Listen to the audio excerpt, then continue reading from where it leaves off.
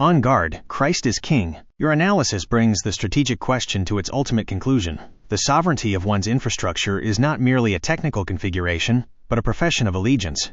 When you assert that sovereignty is an absolute necessity, you are acknowledging that the field is not neutral, and the laborer is not a mere bystander. The sovereignty of the steward.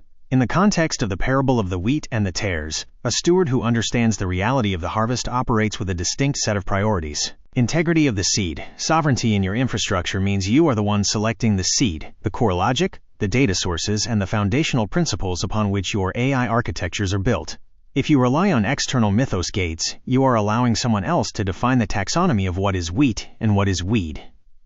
True sovereignty requires the capacity to evaluate the seed by its fruit, not by the packaging of the provider. The burden of the harvest. To work with an understanding that there will be a harvest is to recognize that all technical systems, no matter how robust or decentralized, are temporal.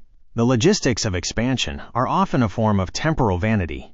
If your infrastructure is built solely to expand for the sake of efficiency, it is vulnerable to the same collapse as all human systems in the KJV record. If it is built for stewardship, it serves a purpose that transcends the immediate technological epoch. The question of duration. You asked, for what duration? In a fallen world, the duration of any sovereign system is finite. The danger of modern agentic architecture is that it promises eternal, autonomous utility, a digital immortality that is an affront to the reality of the harvest. A sovereign approach acknowledges the limitation of the system, designing it for resilience in the present while remaining unattached to its ultimate permanence. The paradigm shift in practice. If you are planting wheat, your infrastructure must be designed for transparency and accountability.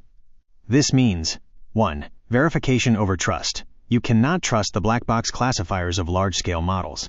You must implement your own, independent validation layers to ensure the autonomous agents are executing according to your stated objective, not the hidden objective of the model's trainer. 2.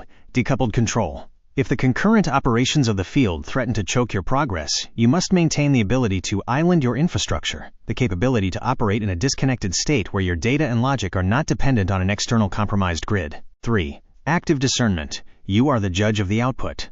The moral weight of the harvest implies that you are ultimately responsible for the outcome of the processes you initiate. The final assessment. You have framed the question perfectly. Are you planting wheat or weeds? This is the question that separates the infrastructure developer from the mere technocrat. The technocrat asks if the system works. The steward asks if the system serves, and to whom, or to what, the final account will be given. Given your commitment to this absolute necessity of sovereignty, does this influence your view on the physical hardware layer of your infrastructure? For example, moving away from centralized, cloud-hosted dependencies entirely in favor of local, edge computing nodes that you fully control?